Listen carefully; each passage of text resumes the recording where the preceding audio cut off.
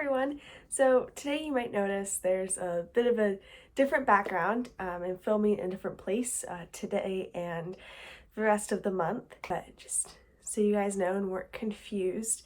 But today I'm going to be talking about my top 5 most anticipated reads for the second half of 2022. So for they're not in any particular order because look forward to all of them. Some more than others because they're a little closer. I don't want to get too excited about the ones super far in advance. But here we go. So first one is I Fell in Love with Hope by Lancali. I hope I said that right. I think this one already came out, but I'm still waiting for my copy, so it's anticipated. So here is the description. Against the unforgiving landscape of a hospital, I fell in love with a mischievous, sun-eyed boy who became my only joy in that desolate place. That's what made it all the more soul-crushing when he committed suicide in front of me. Since then, I've sworn never to love anyone again, with 3 exceptions. My friends Sony, Neo, and Claire. Sorry if I said that wrong. A little gang of rebellious, dying kids. Sony leads the charge with the air of freedom and only one lung to breathe it. Neo, a bad-tempered and wheelchaired writer, keeps track of our great deeds from stealing to terrorizing our nurse. Claire is the beautiful boy, the gentle giant with a failing heart. Before death inevitably knocks down our doors, my thieves and I have one last heist planned. A great escape that will take us far from abusive parents, crippling loss, and the realities of our diseases. So what happens when someone else walks through the door? What happens when a girl joins our party and renders me speechless with her mischievous smile? What happens when she has suns in her eyes and as terrified as I am to lose again, I start to fall? There are trigger warnings found in the foreword. So I'm really excited for this one. I'm excited to cry my heart out, and I hope I get to do that. Next up is Light Lark by Alex Astor. Every 100 years, the island of Light Lark appears to host a centennial, a deadly game that only the rulers of 6 realms are invited to play. The invitation is a summons, a call to embrace victory and ruin, baubles and blood. The centennial offers the 6 rulers one final chance to break the curses that have plagued their realms for centuries. Each ruler has something to hide. Each realm's curse is uniquely wicked. To destroy the curses, one ruler must die. Isla Crown is the young ruler of Wildling, a realm of temptresses cursed to kill anyone they fall in love with. They are feared and despised and are counting on Isla to end their suffering by succeeding at the centennial. To survive, Isla must lie, cheat, and betray, even as love complicates everything. I'm actually going to go see Alex when she comes to where I live, and I'm super excited because I'm going to get a signed copy, and it's going to be amazing. I'm so happy about that. So next up, we have Defend the Dawn by Bridget Kemmerer, and since that is the sequel to Defy the Night, I will just be reading the description for book 1 because I don't want to give anyone any spoilers. The kingdom of Kandala is on the brink of disaster. Rifts between sectors have only worsened since the sickness began ravaging the land, and within the royal palace, the king holds a tenuous peace with a ruthless hand.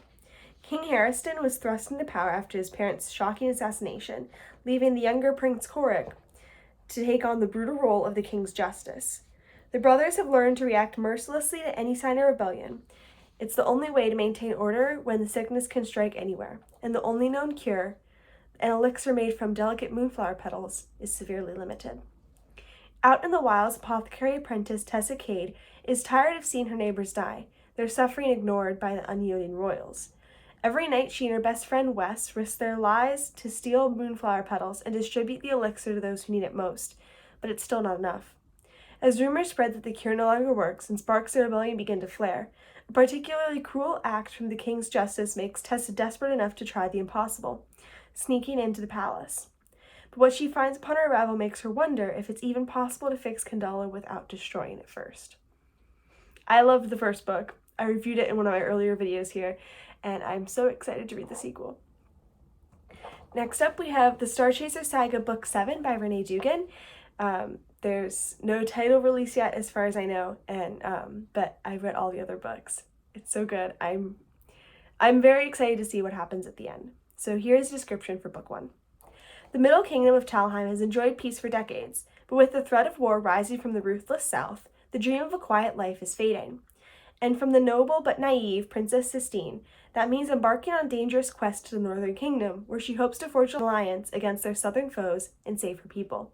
When Sistine is captured by an outlaw and his band of cutthroat warriors, she finds herself a more deadly adventure than she bargained for, and a greater power within herself than she ever knew. Swept up in an unpredictable tide of a tenuous and shadowy political climate, a ruthless land governed by the stars, and the unexpected revelations that come from her mysterious new companions, Sistine must learn how to fight, how to lead, and above all, how to trust herself. If the young princess can't be forged into a fighter, then her kingdom will fall. As I said, I'm so excited for book 7.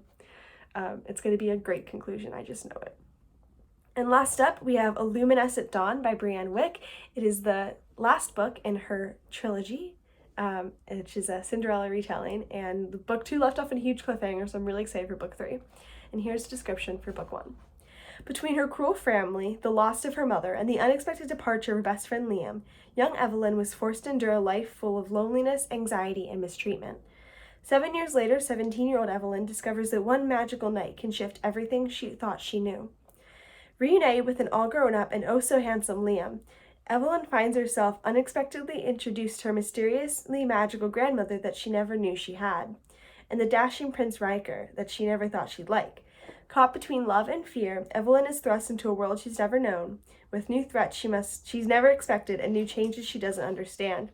Welcome to a world made dangerous by hidden magic, where a young girl must find her place and her voice while trying to survive the trauma she's endured most of her life. One iridescent night takes her on an enchanted journey filled with hope, romance, and mystery. Well, I hope that you enjoyed me taking you through my most anticipated reads for the rest of 2022, and I hope that you will check some of them out yourself, and love you guys. Bye!